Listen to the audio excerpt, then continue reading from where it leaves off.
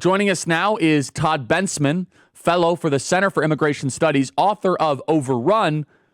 But honestly, Todd, you're going to have to come up with a new title and a new book because we're not overrun any longer. Todd, welcome to the program. Todd is the premier expert on the southern border invasion. Todd, in the last month of Biden's regime, how many people on average were crossing the southern border? And now what have we seen over the last 30 days? Right. We've seen the numbers drop from the last month Biden administration by 2/3 just through January. And now it's down by another 2/3 to, for February, 8,326 illegal crossings that of apprehensions. All of those people have been detained and expelled or are being expelled right now. None of them are being released. That number, according to Mike Banks, the new chief of Border Patrol, is the lowest number in U.S. recorded history. Just to give you an idea, 8,000 may sound like a lot to the uninitiated, but in December of 2023, which was the height of the whole thing, if you include the parolees that they were letting fly in and cross in over the land ports, plus illegal immigrants, it was close to 400,000.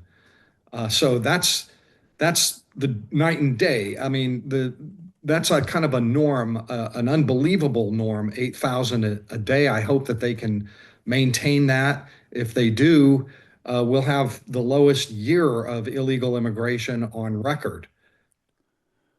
So I just want to repeat that. So how many people a day on average under Biden? It was almost sometimes 5,000 to 10,000 a day. Is that correct?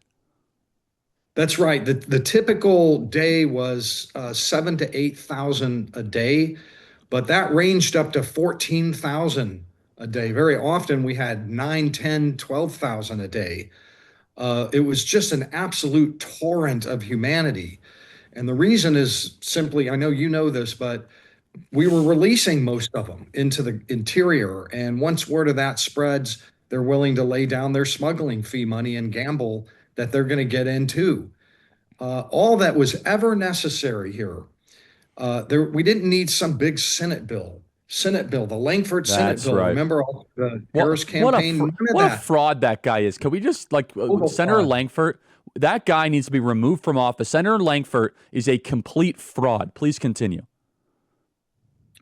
Root causes. We have to fix the root causes of immigration, and we've got to do a Marshall Plan in Central America.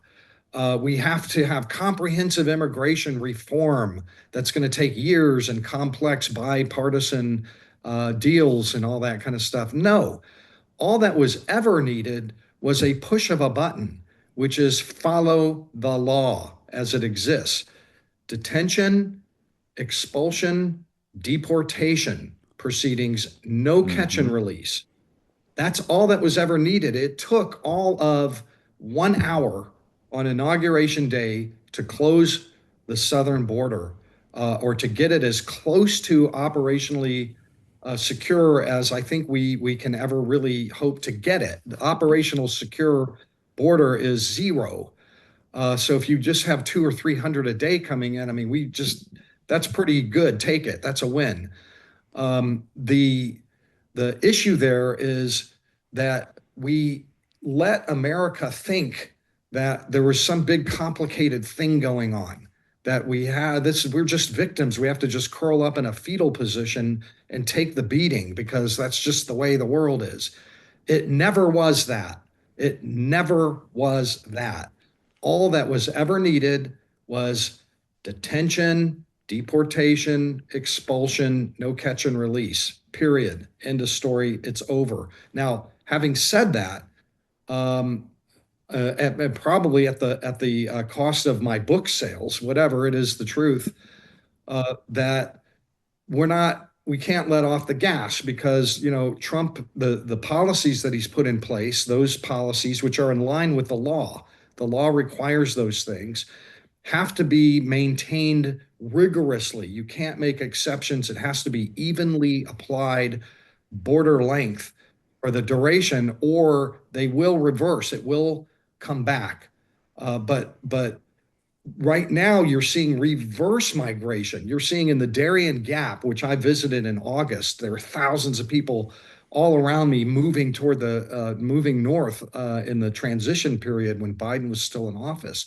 They're reversing. They're going back the other way. Thousands moving from Mexico back through Panama and then back around to Colombia and going home to supposedly very dangerous countries that we had to give them refuge from, sanctuary and asylum from.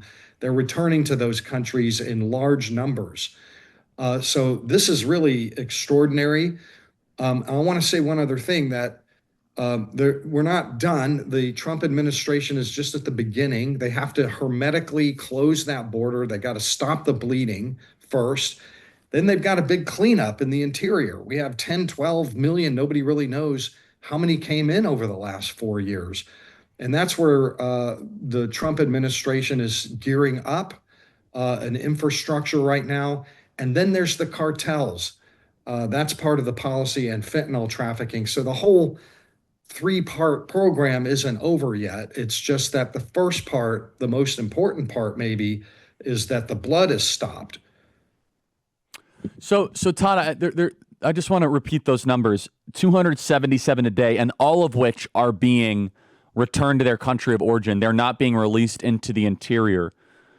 No. One thing that is striking to me before we dive more into the cleanup is that how prepared President Trump's team was for that. You say that it's the lowest ever recorded, but that means that President Trump is even beating his records from the first Trump term. What did the Trump team learn, especially during those 4 years off, so that day one they were so prepared, where in the first term they were still figuring this out? Right. This is definitely lower than even the first term. The big change was to bring the Mexican military on board. They used that 25% trade tariff cudgel sledgehammer. If you don't put out down there in Mexico, we're gonna put your economy in recession inside of a month or two with these trade tariffs. So they put out 10,000 troops that are turning anybody that they catch back down into southern Mexico and even doing their own deportations from southern Mexico to home countries.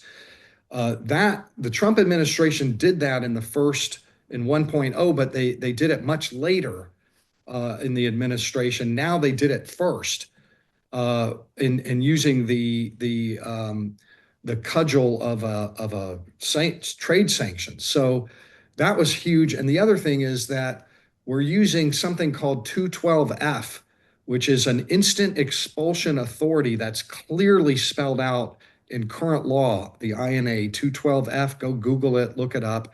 There's been some litigation with it, but it allows the president to instantly expel all comers without providing asylum. Now, they expected there'd be some litigation, so they put in behind it remain in Mexico, which also allows quick expulsions. You can claim asylum, but you have to wait in Mexico. You don't get released. That's the big thing. That has been vetted all the way to the Supreme Court from Trump 1.0. So that's ready to go too.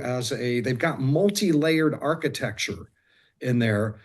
They put far more military personnel down there for spotting, to be able to fill gaps and to hold, to be in places where Border Patrol isn't, and that's making an impact. But another big impact is the fact that since they're not releasing everybody that comes to the border, they don't need Border Patrol to process them in. So they're out there catching illegal immigrants and detaining them instead of doing babysitting and providing baby formula and food and water while they process people into the interior. Everything's different than the first time. They definitely learned a lot from 1.0 on how to shut that border down.